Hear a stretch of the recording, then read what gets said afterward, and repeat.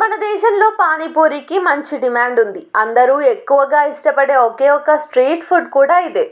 ఇందులో ఉపయోగించే ఆలుగడ్డ, పచ్చి బఠానీ, ఆనియన్, చింతపండు, మసాలా నీరు, కరకరలాడే పూరిని తింటుంటే ఆ రుచే వేరు. అయితే దీనిని వివిధ ప్రాంతాల్లో వేర్వేరు పేర్లతో పిలుస్తుంటారు. చాలామంది ఇది ఆరోగ్యానికి మంచిది కాదని చెబుతుంటారు. దీని వలన అనేక రోగాలు వస్తాయని తినకూడదని అంటుంటారు.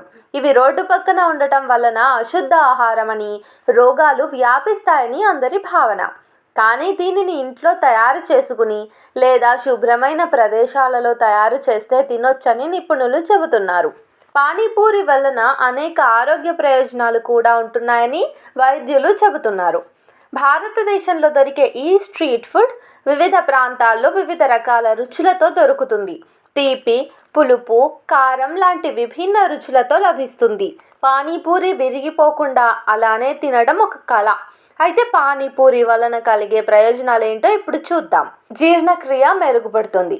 పానీపూరిలో ఉపయోగించే పానీలో జీలకర్ర, కొత్తిమీర, చింతపండు, కారం, పచ్చిమిర్చి ఉపయోగించడం వలన ఆ పానీ జీర్ణక్రియను పెంచుతుంది. అందువలన అజీర్తి, మలబద్ధకం లాంటి సమస్యలు దూరం అవుతాయి.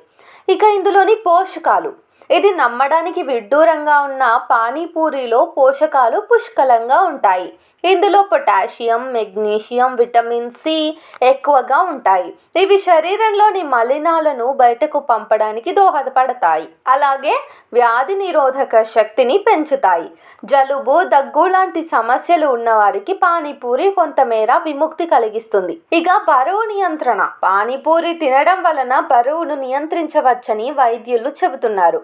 దీనిలో ఫైబర్ పుష్కలంగా ఉంటుంది. అలాగే క్యాలరీలు తక్కువగా ఉండటం వలన ఇది జీర్ణక్రియకు సహాయపడుతుంది. రక్తంలో చక్కెర స్థాయిలను తగ్గిస్తుంది. పానీపూరి రుచి దానిలో ఉపయోగించే పదార్థాలపై ఆధారపడుతుంది.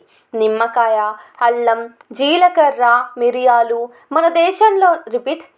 మన శరీరంలోని చక్కెర స్థాయిలను నియంత్రిస్తాయి. Acidity control.